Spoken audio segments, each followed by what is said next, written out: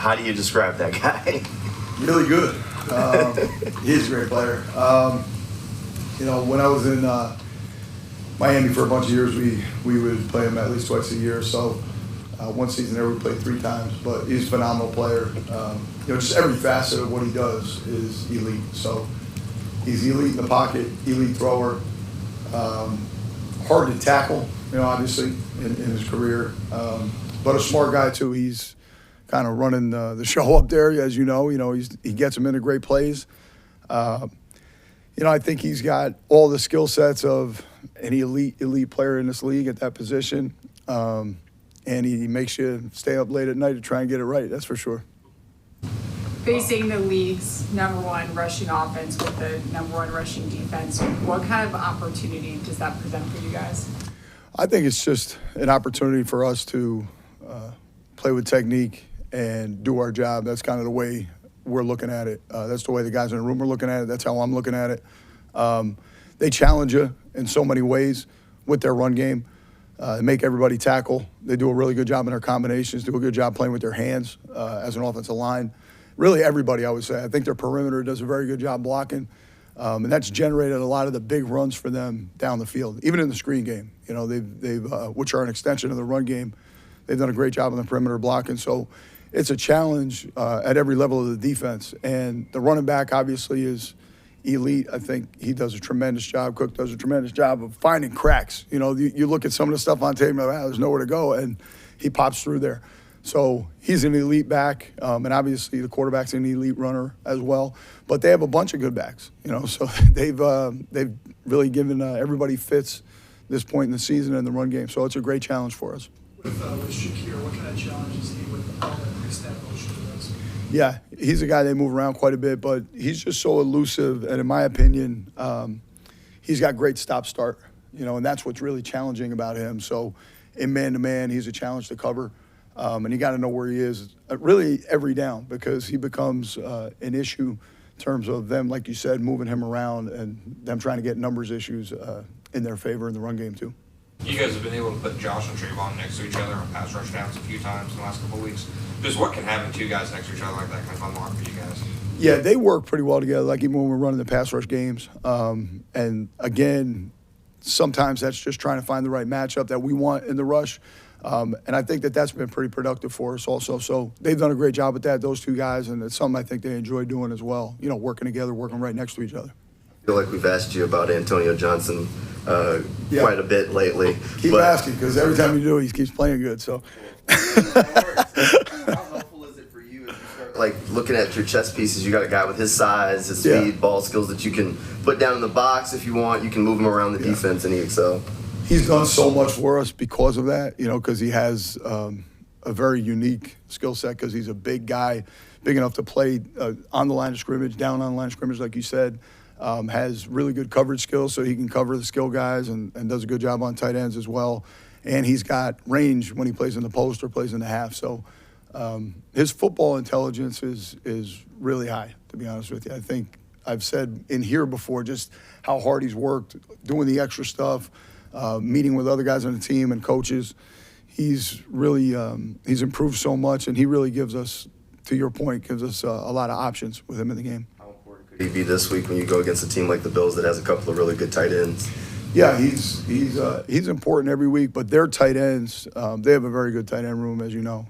I think Knox has had a tremendous career. Kincaid's an elite athlete. They're doing a great job in the run game and in the pass game. So it's a challenge, and Antonio's a guy throughout our season who's helped us a whole lot in that way. Coach just said keep the main thing at this time of year with the calls. Who influenced you during your career in order to keep that focus? I think, a lot of people had a huge influence on me. I'd say recently, obviously working with Jeff Hafley, I thought we had a very similar belief system and style. We see things very similarly. And then Vic Fangio is probably a guy who he had a tremendous impact on me, just in seeing certain things in the game and how you call the game, and even in terms of how you practice things. So he's been somebody that has been a great resource for me, was a huge help to me, and he definitely had a big effect on me as well. Jeff's one of those guys, and Flo, too. You know, Brian, Coach Flores had a huge impact on me, and you can probably see a lot of the things that we do, or they may show up in for some of those teams as well. Follow up on Vic, he played the Bills 2 weeks ago. When you watch that tape, is that a resource at all? Yeah, you're always looking at stuff where if there's any similarity, for sure. But you know, I've pretty much went through all the games, and that's usually what is my process. You know, what I do, and I think that our coaches have done a great job. Our assistant coaches have done a great job, kind of raising points and looking at certain things. They've been a huge resource as well. But yeah, all the games. You know, usually you do that 5-game breakdown. You know, 5 most recent, and then we kind of just have gone through everything. Liam mentioned yesterday that you made it hard on him to get you here, just because of how close you were with some of your players up in Green Bay. How important is that relationship with the guys in this locker room for you as a coach? Yeah, that was probably just more. I struggle with that just in general, you know, which is probably maybe not a good thing in coaching. I don't know, but that was hard for me. It just made it hard on me, to be honest with you. I was really close with the guys in that room, but not just the guys in the room. The team and the coaches. You know, you spend so much time together in this business. You spend more time with the people in the room than you do with your family throughout the season. So that is super important. That really is. I mean, for you to be great at something, I think you really got to almost have an obsession with making it right. And if you care about people, you're going to want to see them be successful. And we have a great group of people here too. So I was like super fortunate, you know, to leave that. It was something I struggled with making that decision. But being here, there's been so many, you know, everywhere you go, you meet great people in this game. You really do. But this place is special. We got a great group of guys, and this place has certainly made it easy on me, you know, our players and coaches, because they're hard guys not to love being around. How helpful can it be having a guy like Carter Bradley for a scout team quarterback? He's a star. He's awesome. I'm glad you asked me that, because and I cut you off before you even finished the question. I apologize. Yeah, he's been so good for us in terms of giving us like the exact look, even the communication of things, you know, at the line of scrimmage. He takes it so seriously. He's got great leadership qualities at the line of scrimmage, you know, and just you can see him driving the scout guys, you know, and he's a great help to me, because I'm kind of like that in practice too, you know, where I want the thing going, want everybody going, flying around, and he really does a great job of controlling the tempo of the practice and giving us such an accurate look of what not only the plays are going to be, but the pre-snap process is going to be. He's been awesome. He's a stud. He's been awesome. I appreciate you asking that. Sorry. I'm going to assume that you had a little bit to do with Sean coming over here with you from Minnesota.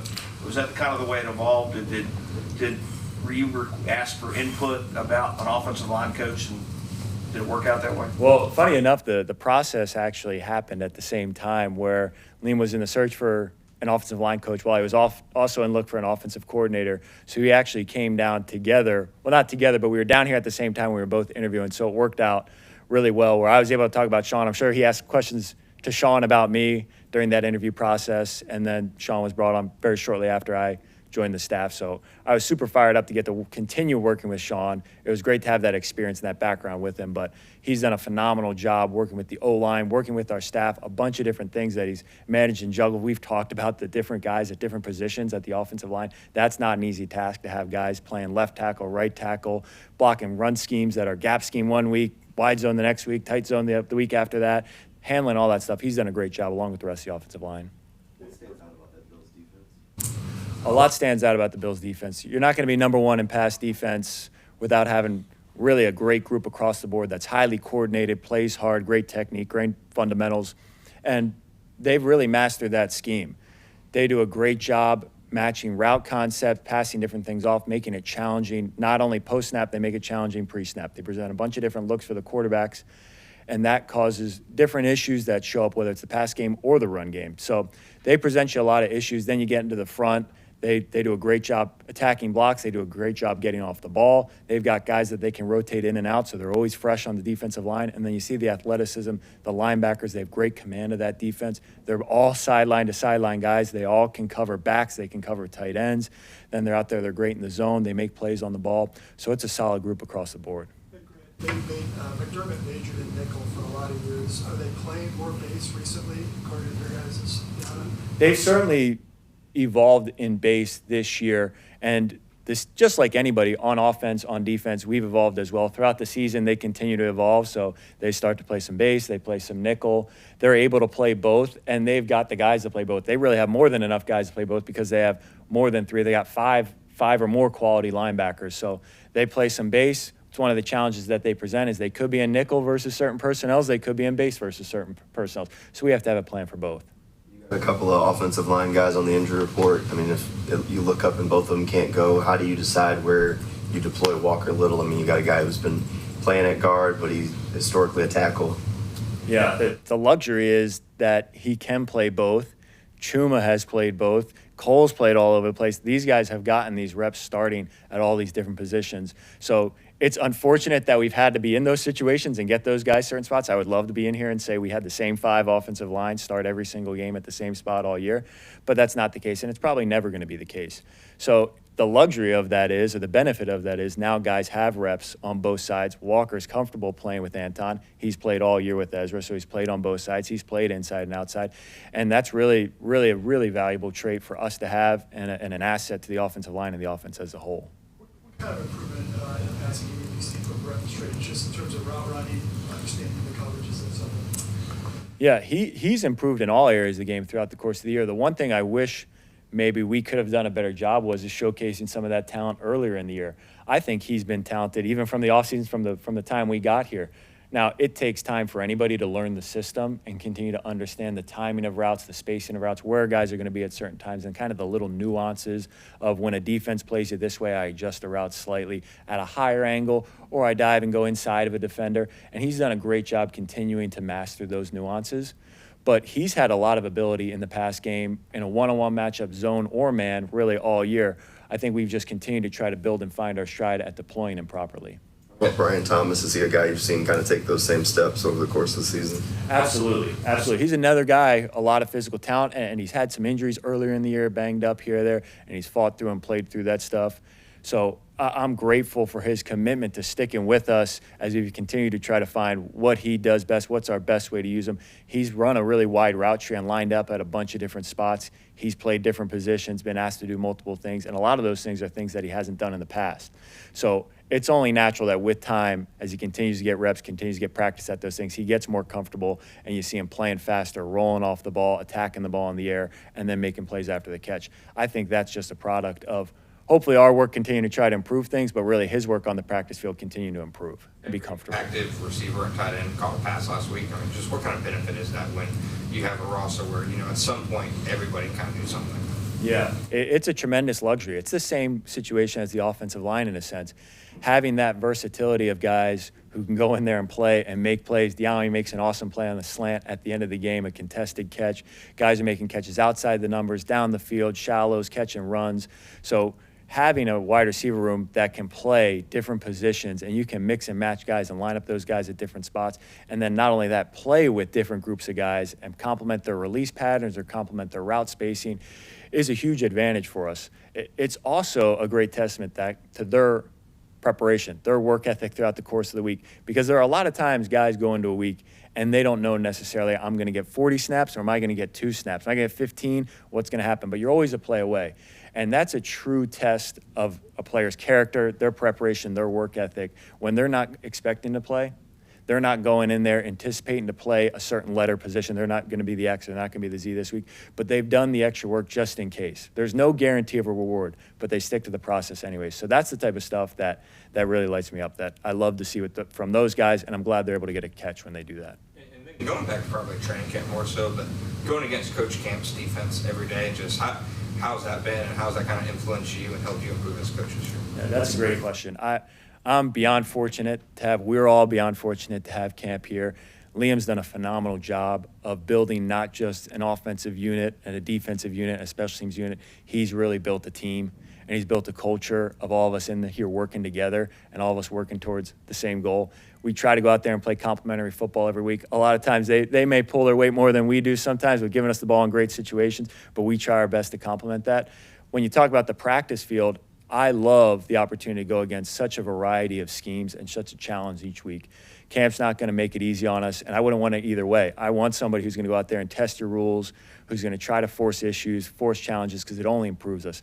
Iron sharpening iron is kind of one of those things that we get to see every day out there, not only from a schematic standpoint, from what camp challenges, but also from a cultural and an effort and a strain standpoint. He has those guys playing so hard that it helps raise the standard. That's something that Liam's kind of created through the entire culture here, not just out there on the practice field, talking about the weight room, everybody's bought in, but the defense and the level they've played at and the effort that they've played at only elevates the offense. Sweet.